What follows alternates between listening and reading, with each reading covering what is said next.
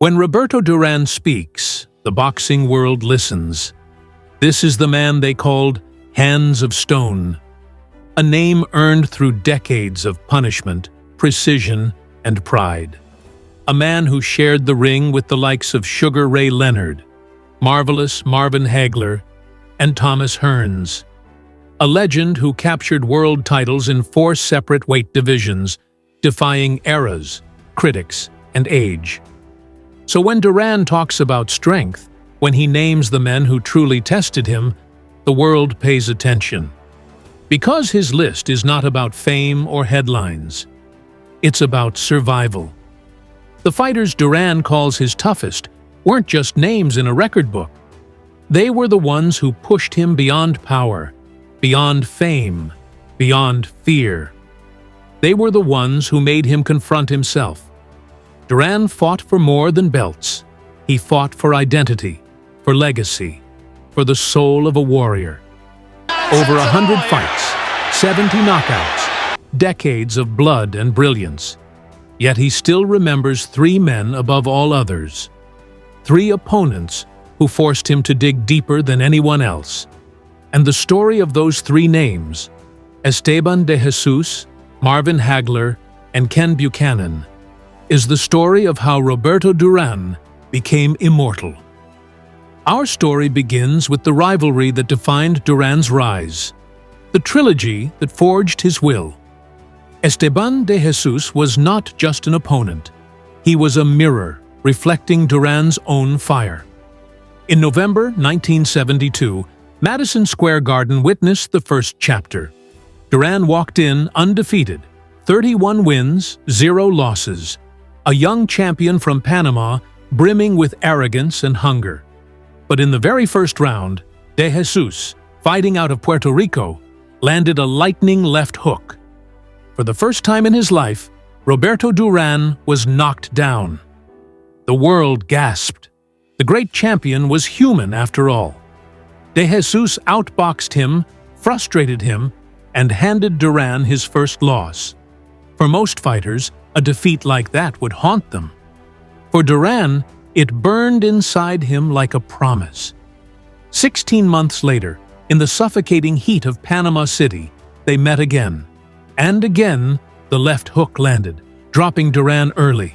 But this time, the fall didn't break him. It awakened something savage. He rose, composed, focused, patient. Every punch after that was deliberate destruction. By round 11, De Jesus was finished, and Duran stood tall, the world champion once more. Yet their story wasn't done. In 1978, under the lights of Caesar's Palace, they met for the final time, this time for the undisputed lightweight crown. Duran fought like a man possessed, relentless and brilliant. In the 12th round, he stopped De Jesus, ending a rivalry that began in hate and ended in respect. Years later, when De Jesus lay dying from AIDS, Duran traveled to Puerto Rico to hold his hand, to kiss his forehead. The fighter who once humiliated him became a brother in battle. That visit revealed Duran's true nature, not just a warrior, but a man of honor. De Jesus, the only man to drop Duran twice, taught him what it meant to fall and rise stronger. That rivalry transformed Roberto Durán. It taught him that toughness wasn't measured by how hard you hit, but by how hard you could think, how much you could endure, how much you could evolve. After conquering the lightweight division, Duran wanted more. He wanted to prove that his power could travel, that his courage could transcend size. So he climbed weight classes, chasing challenges that most fighters wouldn't dare consider. And standing at the top of that mountain was Marvelous Marvin Hagler, the undisputed middleweight king. Hagler was everything Duran wasn't. Tall, thick, left-handed, relentless. He had defended his title 7 straight times, all by knockout. On paper, Duran had no business being there. But Duran wasn't built to listen to paper or predictions. When they met in November 1983 in Las Vegas, everyone expected war. They expected carnage. What they got instead was brilliance.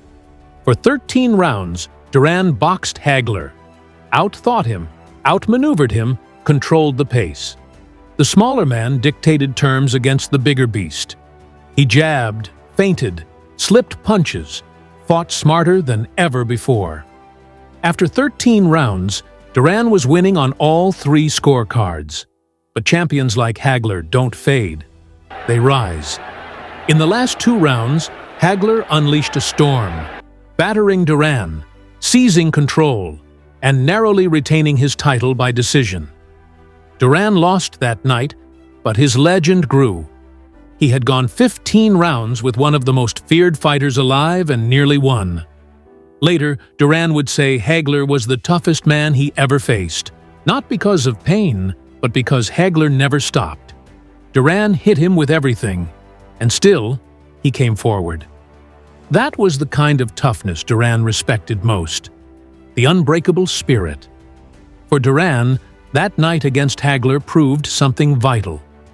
He wasn't just a brawler anymore, he was a complete fighter, a tactician, a master of adaptation.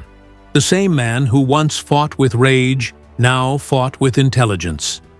And that intelligence had been sharpened years earlier in one of the most psychological rivalries in boxing history, his battles with Sugar Ray Leonard. In 1980, Leonard was the sport's golden boy, fast, handsome, and undefeated, the darling of the media. Duran was the villain, the street-born destroyer from Panama who refused to smile. When they met in Montreal, it wasn't just a fight, it was a clash of worlds. Duran understood that to beat Leonard, he had to break him mentally first. He insulted him, mocked him, even insulted Leonard's wife. It was warfare before the first bell. And it worked. Leonard entered the ring angry, emotional. And instead of boxing, he brawled. He played Duran's game.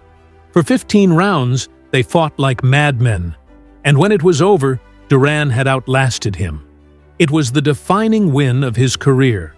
But victory, for Duran, came with a curse. In the months that followed, he celebrated recklessly. He gained weight, partied endlessly, and lost focus. When the rematch came just 5 months later, Duran was drained, dehydrated, and unfocused. Leonard, wiser now, refused to brawl.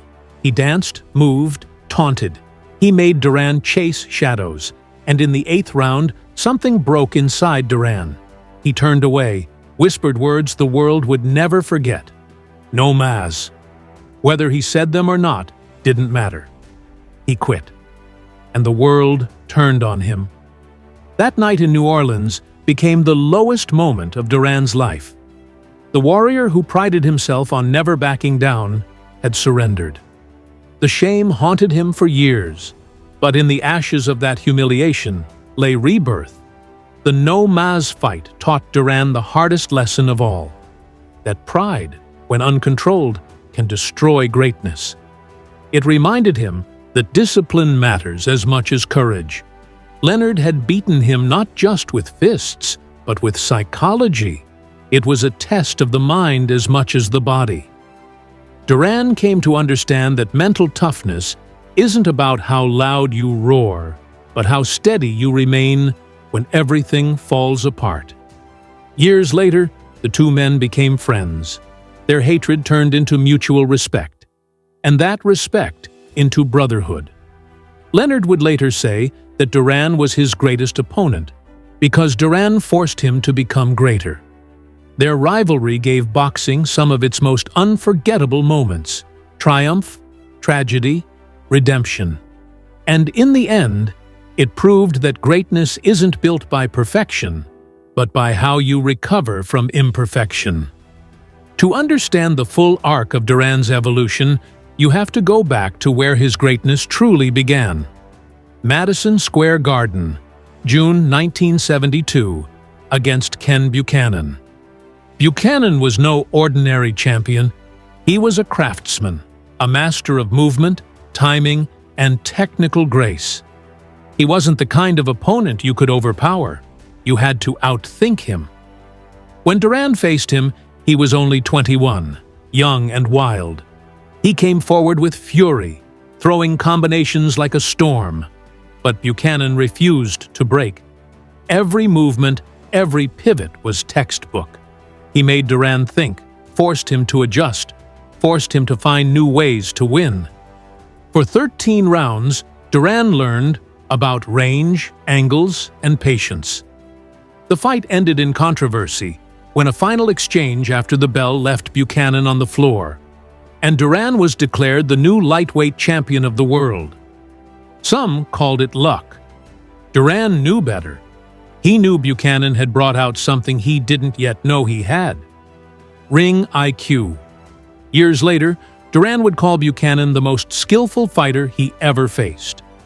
Not the strongest, not the fastest, but the smartest. The one who forced him to respect the art of boxing, not just the violence. Each of these men, De Jesus, Hagler, Leonard, Buchanan, represented a different kind of test. De Jesus tested his heart. Hagler tested his endurance. Leonard tested his pride. Buchanan tested his intelligence. And through each trial, Duran grew. He learned that toughness has layers, that power without control is chaos, that intelligence without courage is cowardice. True greatness lies in balancing all of it. And that's what Duran did. By the time he moved through the 1980s, he was more than a fighter. He was a living symbol of resilience. Even when he lost, he did so chasing greatness. He never took the easy road. He fought whoever they put in front of him, regardless of weight, age, or odds. He sought out danger because danger was the only place he felt alive. That quest for challenge eventually led him to face the towering Thomas Hearns in 1984, a fight many called suicidal. Hearns stood 6 feet 1, with an 8-inch reach advantage and the kind of power that could erase men from consciousness. Duran, at 5'7", had to step into the storm. The result was brutal. In the second round, Hearns landed a perfect right hand that sent Duran crashing to the canvas, unconscious before he hit the ground. It was the only knockout loss of his 119-fight career.